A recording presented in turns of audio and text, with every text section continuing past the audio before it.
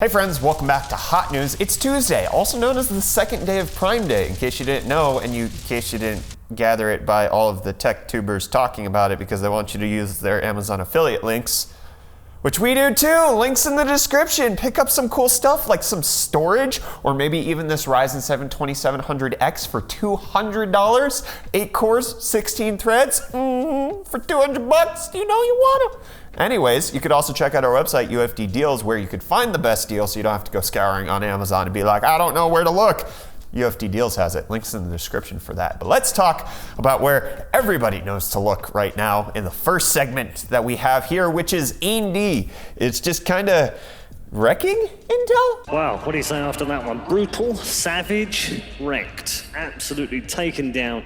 If that would be the appropriate word to use here, as my voice gets higher. So there has been some numbers coming in from a lot of retailers indicating the market share that AMD has picked up, or not market share, but percent of sales that have been happening since Ryzen 3000 launched. If we look at this one from Danawa Research for South Korean retailers, what we find is on the day before and the day of launch of Ryzen 3000, AMD captured 75% of CPU sales, whereas Intel managed a measly 25%. Then if we look at market share in Japan, what we find is that AMD is now at 50.5% of CPUs, whereas Intel is 49.5%. And then if we take a look at Passmark, what we see is that Intel plummeted a solid 6% on the day of AMD's launch.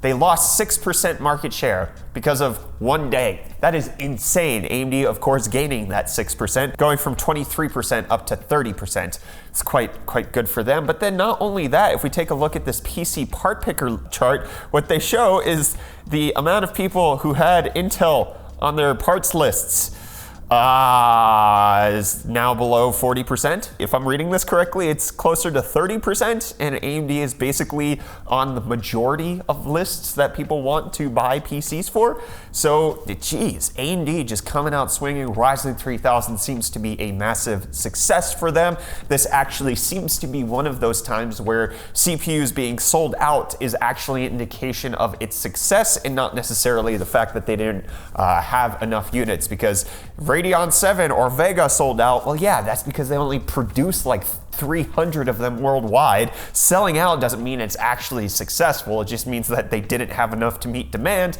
Seems like Ryzen 3000 is they had plenty and then everybody bought them. So, good job, AMD. Get out, get out! If you get hit, it's your own fault. But then, everything's not bad news for Intel. They actually are still developing in quite a few key areas, especially in this one, which is their neuromorphic,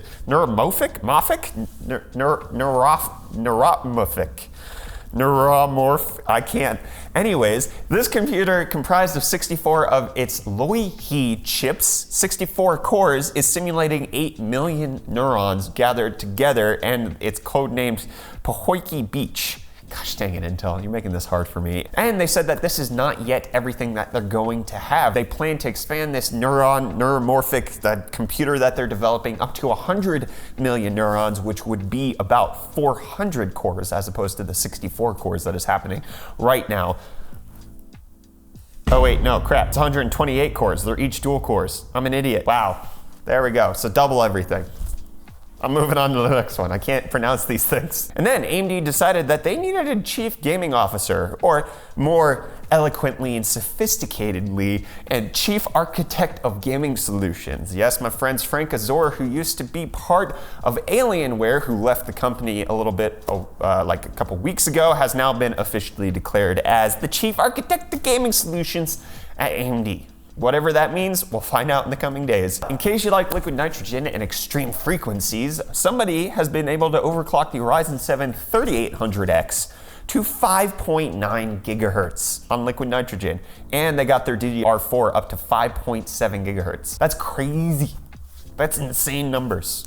And if AMD's numbers aren't exciting enough for you, NVIDIA has some stuff up its sleeves, because the super GPUs that we all got, the 2016, 2070, that's not all that AMD or NVIDIA is releasing. They're going to be releasing the 2080 Super this coming 23rd of July, and we have some indication that the memory is going to be about 10% faster to bring it up to close to 500 gigabytes per second in memory bandwidth, and you're also going to see about a 5% bump in CUDA cores.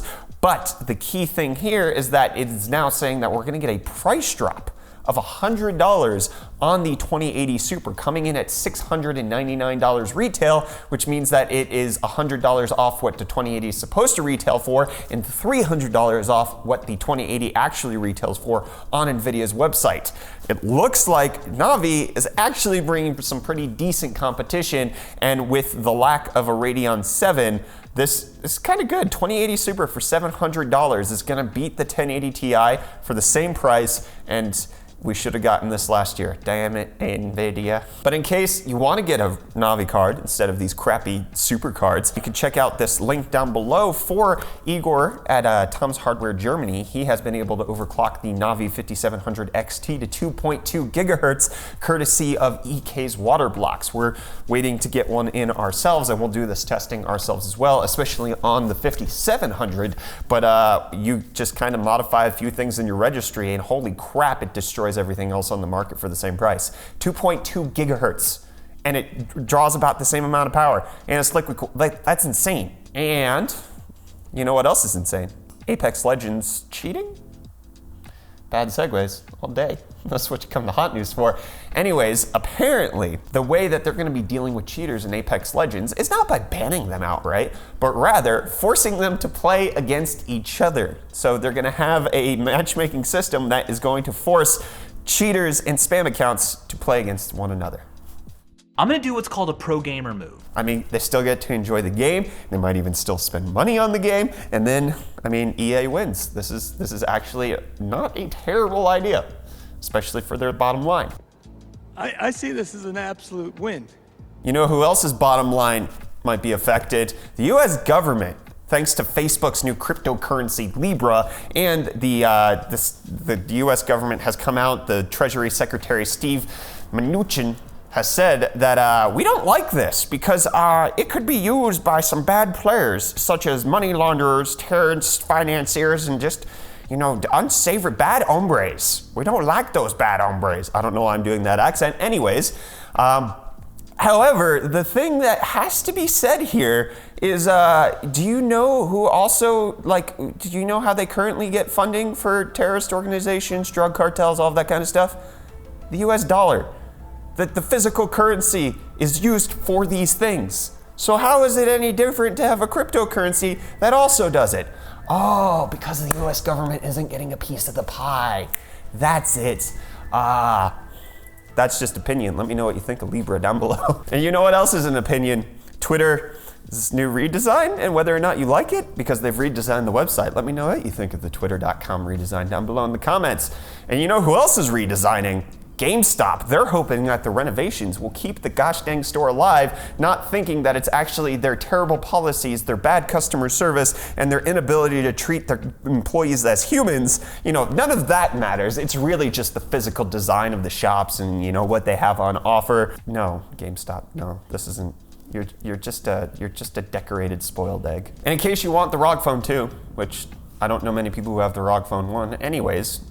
It's been confirmed by Asus, but now it's also being suggested that it will come with the new Snapdragon 855 Plus as its CPU, which is slightly faster than the Snapdragon 855. And in the weirdest thing that I've probably read today, at least according to my own personal experience, Microsoft Word has just passed 1 billion installs on Android? Who uses Microsoft Word on Android?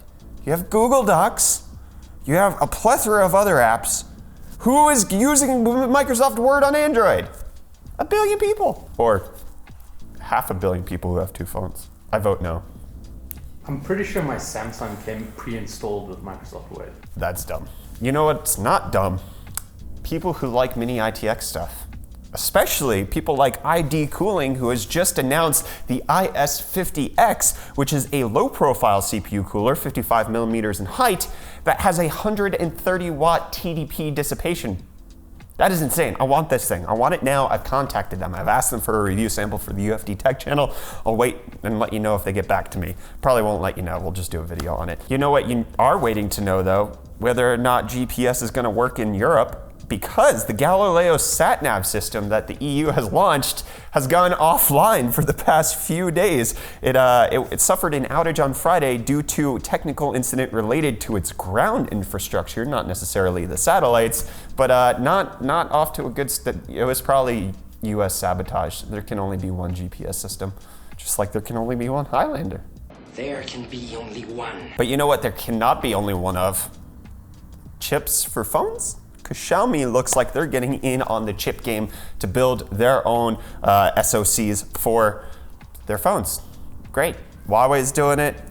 Xiaomi is doing it. Samsung's doing it. Soon we'll be doing it. But you know who stopped doing things? Blackberry. They died.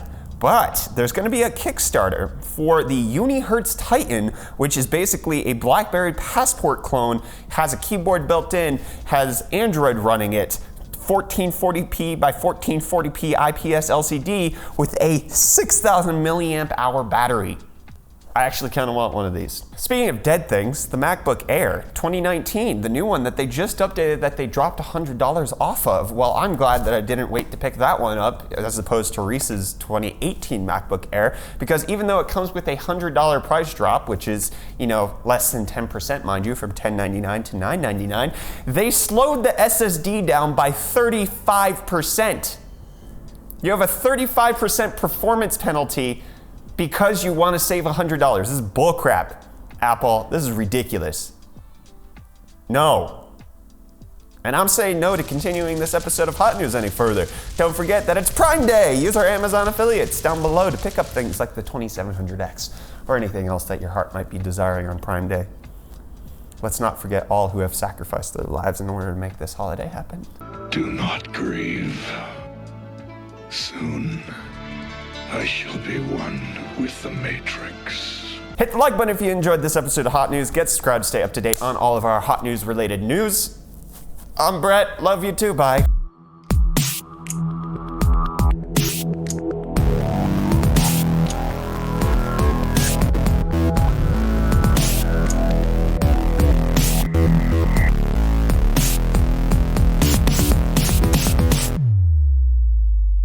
These outros pain me.